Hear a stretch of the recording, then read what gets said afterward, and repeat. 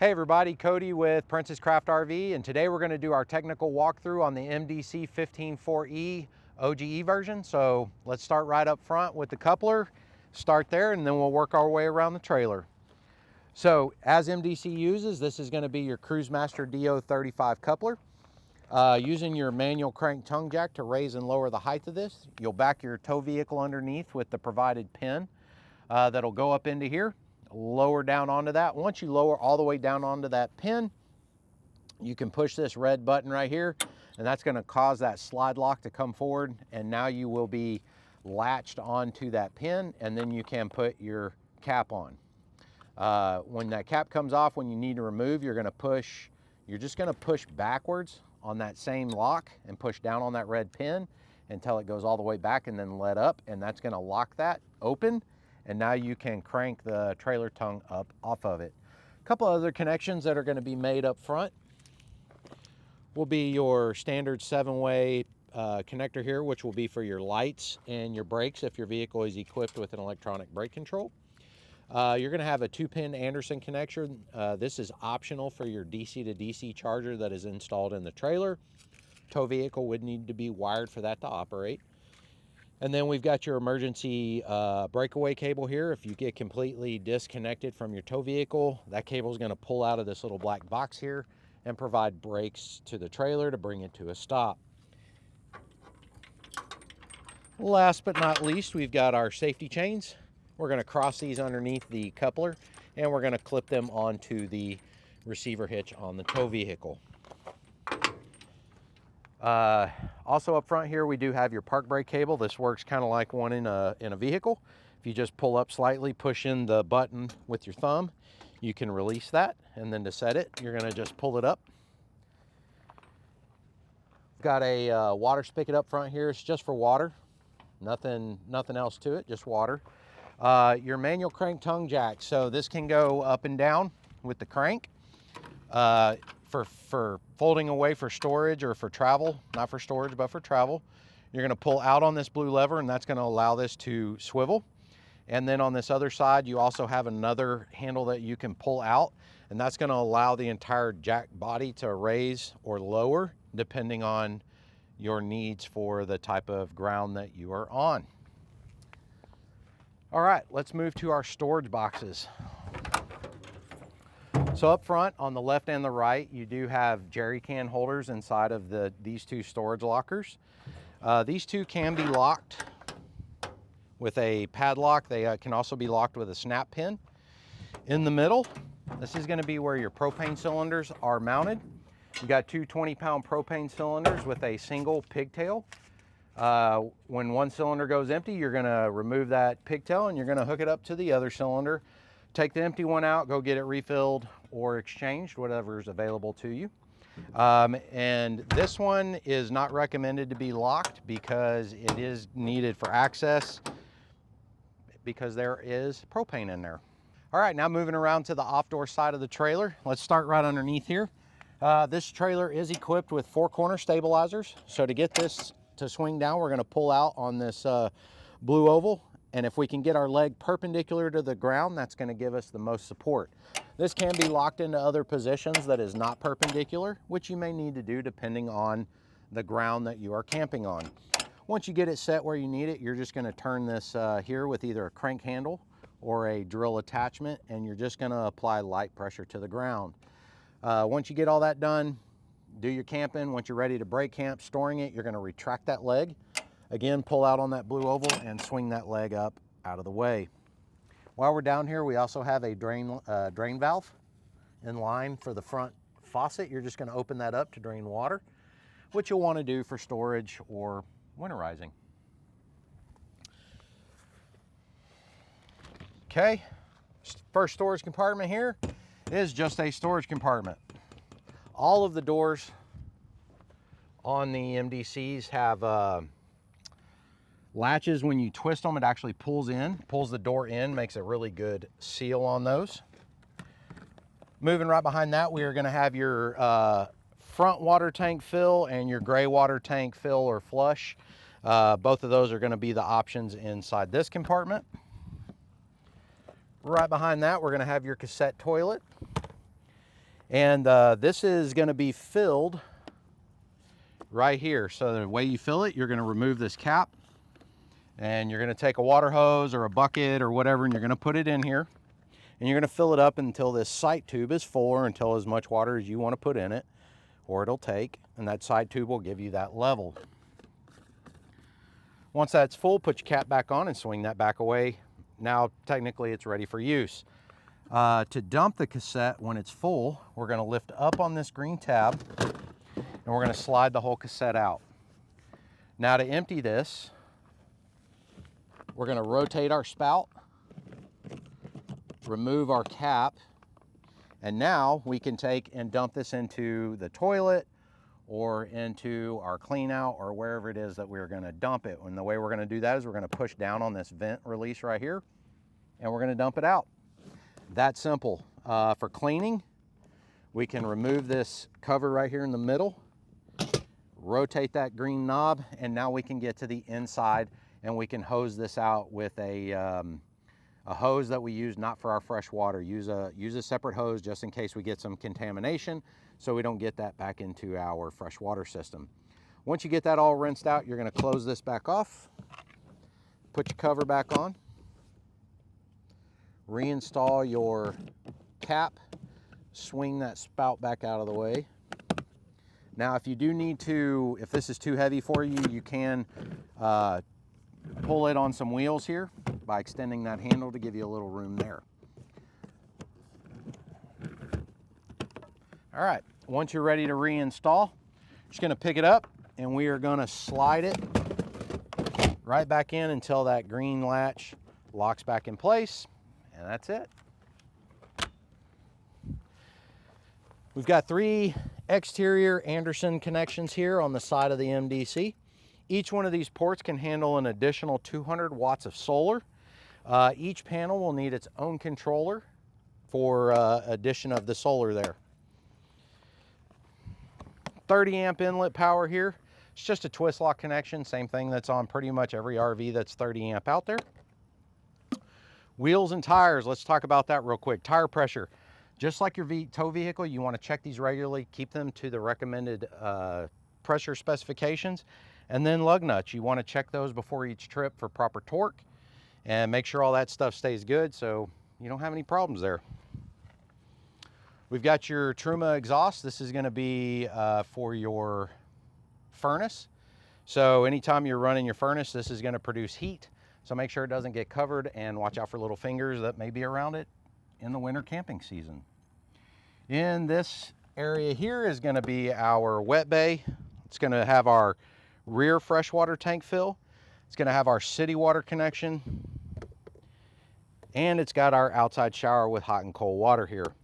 Now this is a insulated compartment, so you can remove this cap right here, run your water hose in, and make that connection and help minimize the amount of heat loss for cold weather camping.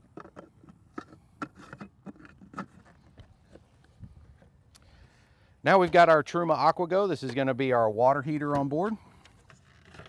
So inside, first thing you're going to want to do to use it is you're going to want to remove that dust plug, and that's going to store right here in this metal clip.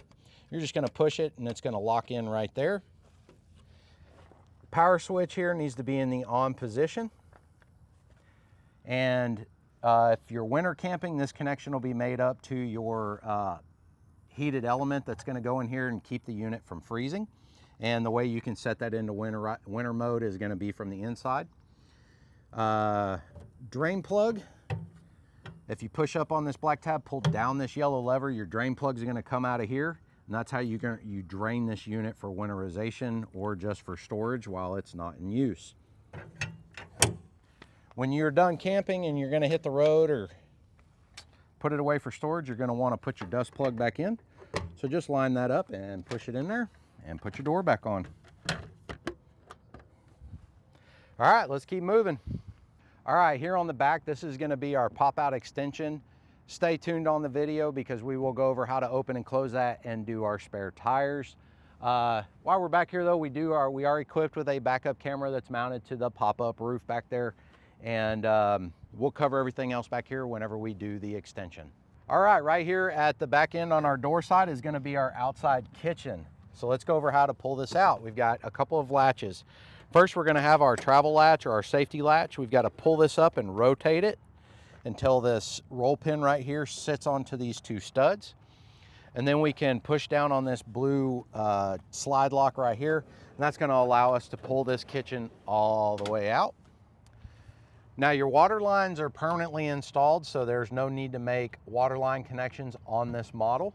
But the connections that we do need to make are gonna be our electric for our cooktop and our gas supply also for the cooktop. And all of these are gonna be stored in this compartment, which is actually underneath the sink, as well as our drain tube. So the drain tube is gonna go out the bottom, and this will need to go into a bucket or into a tote tank for collection.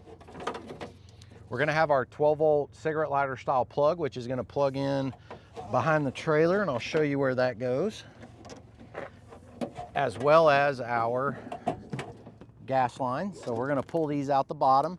We're gonna walk around the back of the stove here. So our 12-volt outlet is gonna plug in right here below this awning support. We're just gonna plug that in like that.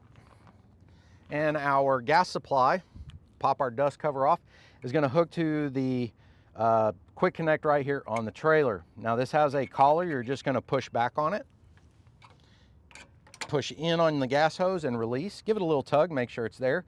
Once you're good there, the last step to get gas to flow is gonna be to turn this little black lever, and that's gonna allow gas to flow, and it's also gonna lock that hose on so there can be no accidental disconnect.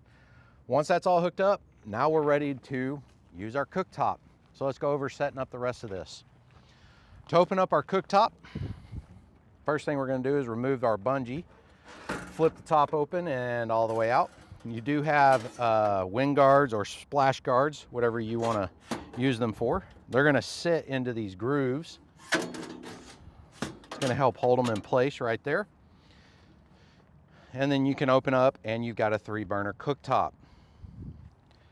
For sink access, we're gonna remove this bungee, and then we can flip up our spice rack, just like that. And then we've got access to hot and cold water. We do have a cutlery tray and a storage drawer out here. And we also have one more compartment here that can be pulled out for use. For storing some items in is gonna be this little one right here.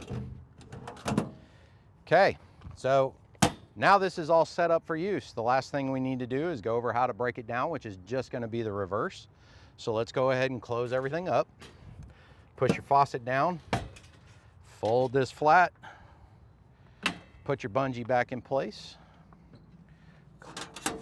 When you fold these away, make sure you get them in there flat or they will get in the way. They need to slide in behind that MDC USA label there.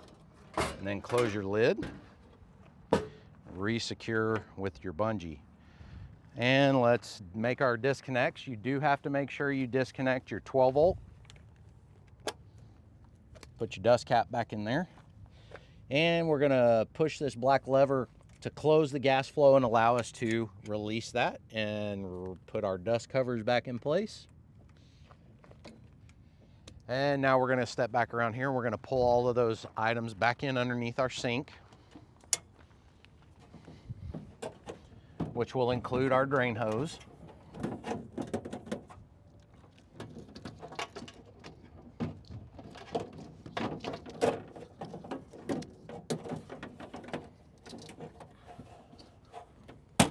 All right. Now, when we push this in, you do have to push down, otherwise this won't go in. So we got to push down on the slide lock until it gets all the way in. And then release that travel lock, and that gets you locked in for travel. Okay, we're getting there, almost done on the outside. This little compartment here is gonna be for an exterior TV mount. So you can either grab a secondary TV or you can take the TV from the inside and move it out here. You do have 110 power as well as a 12-volt cigarette lighter style port there, and your antenna coax connection.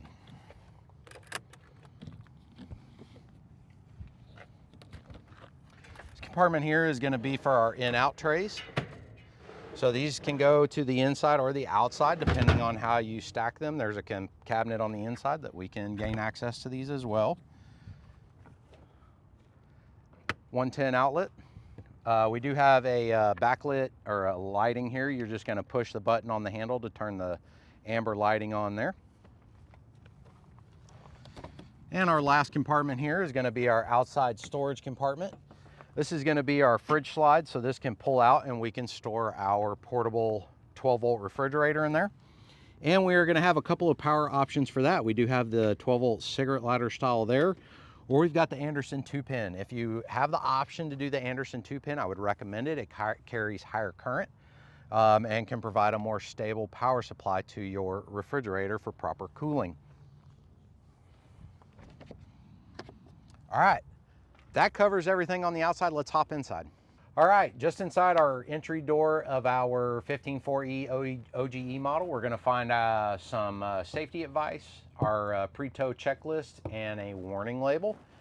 Read over those, just be familiar with them. This little Truma black thing right here is gonna be our room temperature system, sensor for our climate control system. We've got our fire extinguisher here with our dial gauge on it. Make sure that needle stays in the green. Check it regularly and replace the fire extinguisher if it gets out of the green. Just below that, we're going to have our CD player, radio, DVD player. We've got a selection of switches here. These 6 switches right here will be outdoor lighting switches, except for the one here that says step light, which does our entry light.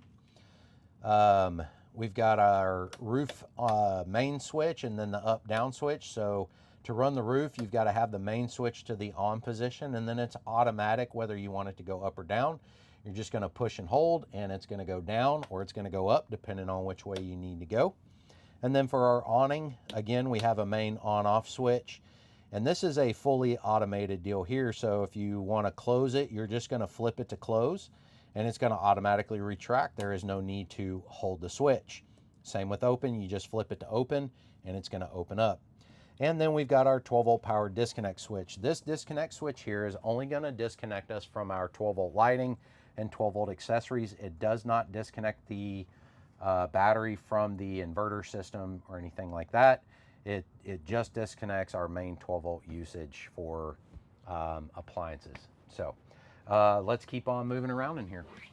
All right, up front in the 15-4E, we've got our bunk system. So we've got upper and lower bunks. We've also got our 3 main light switches for our overhead lighting, our floor lighting, and then we've got our bathroom lighting switch right here. With our bunks, to get to the top, we do have an access ladder that's going to snap to the wall, just right here. So to put that in place, we're just going to slide it down onto these 2 holders. And then we're going to take these safety latches, push the gray button, and rotate them over the ladder. And that's going to keep this from accidentally slipping up and off of those holders for safety purposes. To remove it, it's just the opposite. Push in, rotate these out of the way, slide it up, and now it can be snapped back to the wall. Now these 3 drawers right here, you cannot gain full access to with the ladder snap to the wall. So let's remove that real quick. All of the cabinet latches on an MDC you're gonna push them in to pop the knob out, and then you're gonna rotate, and that will allow you to open these drawers. So all 3 of these drawers are for storage. Got 3 more, and then we've got a cabinet on this side. All right, we're gonna pop this mattress up, and we're gonna go over some stuff under there. All right, so we've removed the mattress from the lower bunk, and we've got 3 individual compartments under here. And the big one in the back here is going to be our Renogy Rego 400 amp hour lithium battery, which provides all of our 12-volt power for this unit. In the compartment just forward of that, we're going to find another battery disconnect switch. This disconnect switch completely disconnects the battery from the entire trailer. So in storage, you want to make sure and shut that one off. Otherwise, some things stay alive and will continue to drain on your battery. If you're parked in the shade, you're not getting your solar, keeping the charge up. So keep that in mind. There's also a few fuses in here that you may need access to. And then in this compartment back here, we are going to have just some water entry points from the city water, freshwater tank fill and our gray water tank fill that were at the front of the trailer. So there's a little bit of room for storage in these. Just be real cautious about what you're blocking off. You want to make sure you don't kill any airflow, and you don't want to knock anything loose. All right, let's check out our kitchen. So we've got our sink here. It's just hot and cold water. It's got a drain stop in it. It's just a sink. We've got our same 3-burner cooktop inside that is outside. Again, with our electronic ignition. So as soon as you push down, you'll hear that ticking noise. That is our electronic ignition there taking place. You just got to turn the knob to the light position and light up the burner you want to use. With the glass cooktop covers, don't light your burners and then close the glass over them. This will shatter. Make sure they're completely cooled before you put the glass cover back down. We don't want any broken glass. All of our shades in this unit are going to have a day and night shade. So these just clip together. So this is going to be your night shade. To release, you're just going to push up on the tabs that latch together, and then you can separate your shades. This little box right here is going to be our 110 circuit breakers. If anything trips or is not working, check these. It's a good place to start. Got our GFCI 110 outlet here with our trip and reset feature. Again, if you've got 110 outlets not working, make sure that this will trip and reset. Should tell you that you've got some good power coming in. And then we've got a charge port here. We've got our 12-volt cigarette lighter style USB-A, USB-C charging. We do have plenty of storage underneath our kitchen. Again, same type of knobs that are on everything else, latches that are on everything else. You'll see the ventilation that is all around the floor. All of that is part of allowing proper airflow where it needs to be, either for cooling properties of some of the OGE equipment, the Renogy equipment that's installed, or for winterization to keep things from freezing up in cold weather operation. So let's move back into this big compartment here. We've got a lot going on in here. We've got some switches over here on the far right. Our toilet fridge switch to control the water pump for our toilet and then power for our fridge. Renogy screen switch is going to turn on our Renogy core, 1-core screen. Our furnace switch here is going to provide power to our furnace as well as our air conditioner, which is also going to power our Truma display. Water pump for just our 12-volt water pump if we're going to be carrying water and not hooked up to city water. We've got our DC outlet. This is going to power all of our charge stations. Our water heater, if we're going to need to get hot water, we got to have that switch on. This panel right here is going to be our tank level indicators. So just a main power button right there in the middle, and then it's kind of like a fuel gauge. That needle will swing depending on where you're at. And then front fresh tank, gray water in the middle, rear fresh tank at the end. All of these little black button looking things right here are going to be resettable breakers. And then we've got our tank heaters here, these 3, tank 1, tank 2, and gray tank, and the resettable breaker for that. Other than that, we've got some storage in there. Down low is just some more storage. Back into our bed space, we've got some duplicate things on each side. So we've got these flip up storage compartments on each side.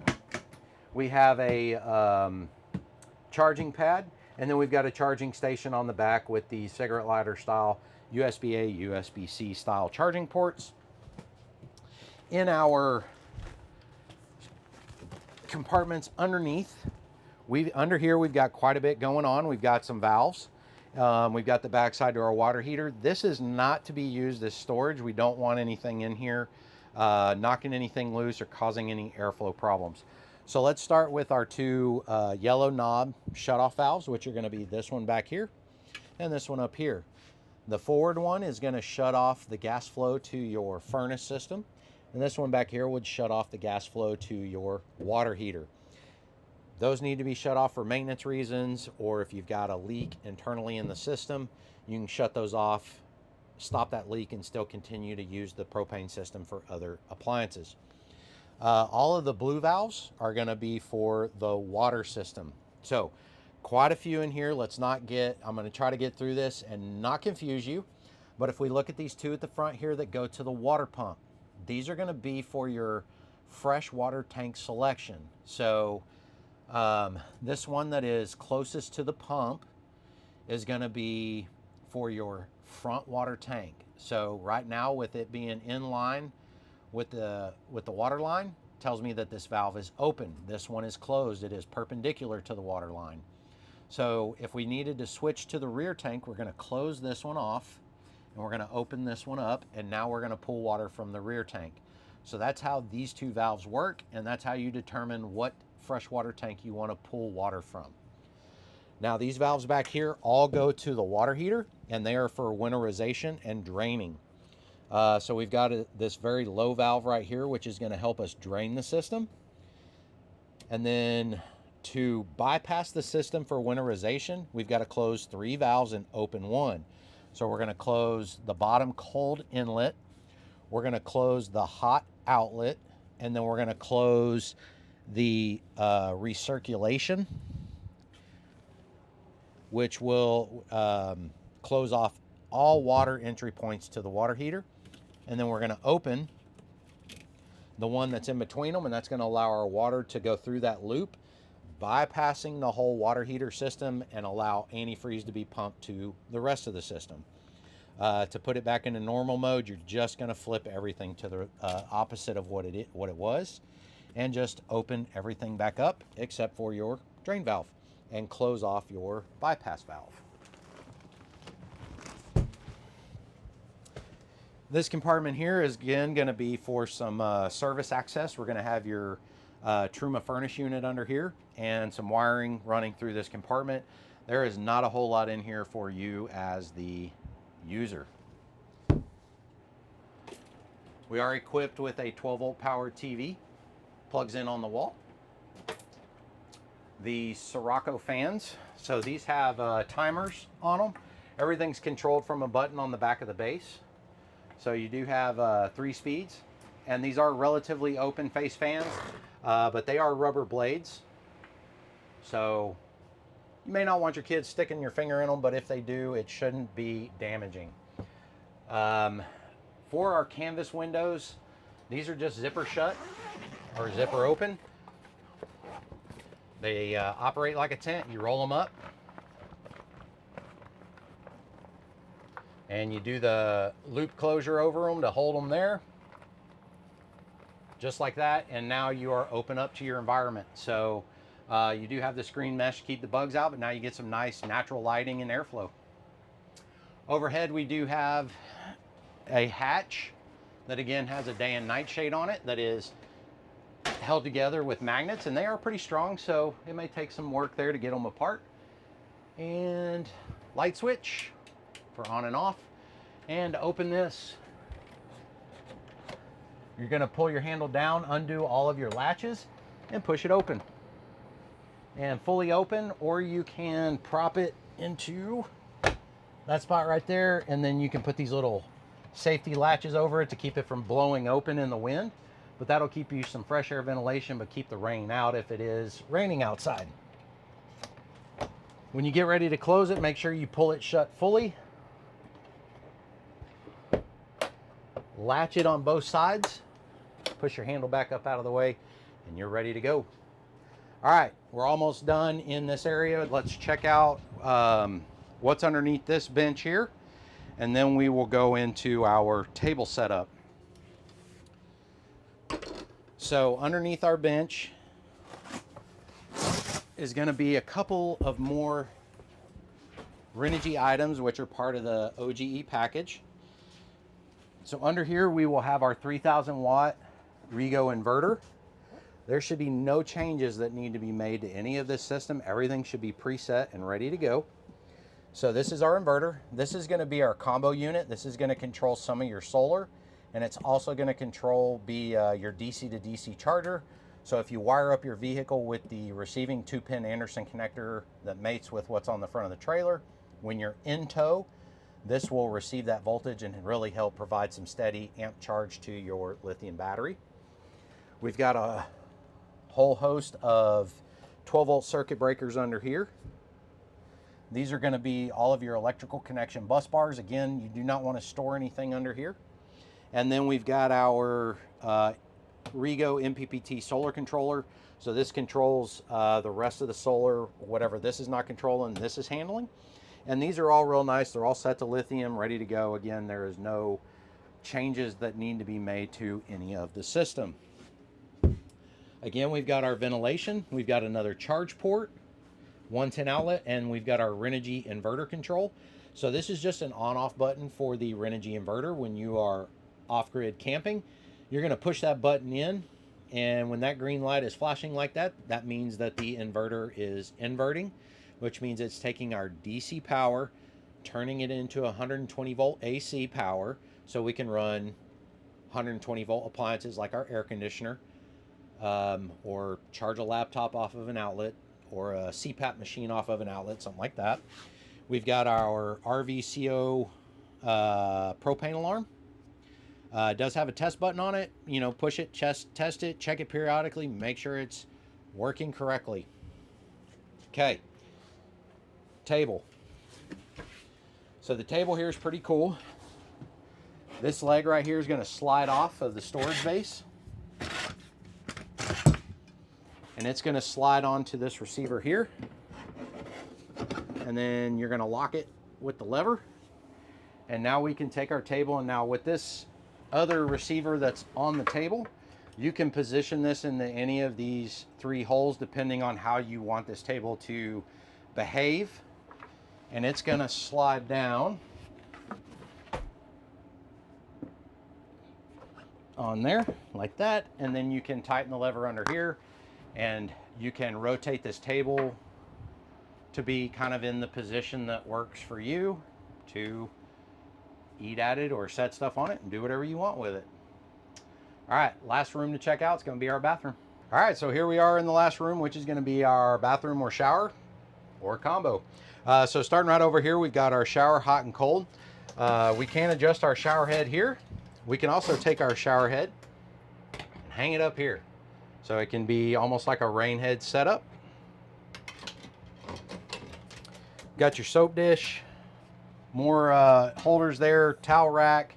We do have our towel rack or wet clothes rack hanging in here. We've got our toilet. So for this to operate, to put water in the bowl, you're just gonna make sure your toilet switch is turned on over there. Then we're gonna push this blue button, that's gonna put water into the toilet. Once you're done doing your business, you're gonna take this lever, you're gonna open that. That's gonna open that flap up and allow everything to go down into our cassette. When you're done and all rinsed out, you're gonna close that, and you can do that same process over and over until your cassette's full. Hot and cold sink, mirror. To open your drain on the sink, it just rotates. So you just push down on one side and make sure it's in the open position there. This doesn't really come out of there. For your shower, you can hold water if you want. You just step on the drain, and it'll hold water. If you want to remove it and clean it out, it just pulls right out and you can clean it. And we've got a little bit of dry storage underneath the sink here. And last but not least, overhead, we do have a 2-way vent fan with lighting. So we can manually crank this open. And then we've got our light switch on this side. And fan switch is going to be right by your crank knob. And the fan will run either air in or air out. And then crank it back down. And that pretty much covers everything on the inside of the 15-4E OGE. All right, let's go over how to open and close our extension on this thing. So we have a few latches. We're already open, so let's go over close and then we'll go over open. We got to undo these latches here at the top. Once you've got those done, now we can take this top section here, we're gonna lay it in. Before this will lay all the way in, you gotta make sure your mattress inside is folded and pushed all the way forward. And then this is gonna lay down. Once that's done, now we can take this whole base pan and we're gonna fold it up. Once you get this all the way in, we're gonna reach up here and close these corner latches. That's going to hold our base pan in. And now we can do our 2 sidewalls.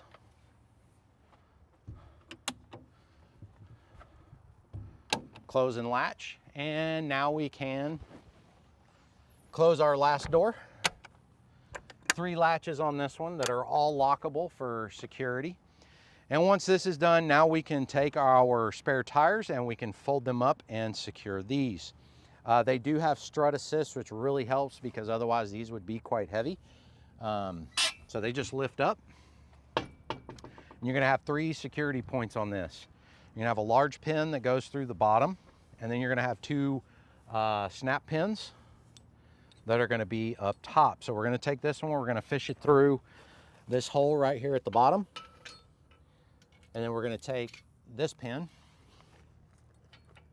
and just slide it through. Now to do our top locks, it's gonna be these latches here. Again, just fish it over, push that shut, and then we're gonna take our snap pin, put it through that hole. And again, if you feel like you need to lock these, you can put a lock in those. And you've got one of those latches on each side.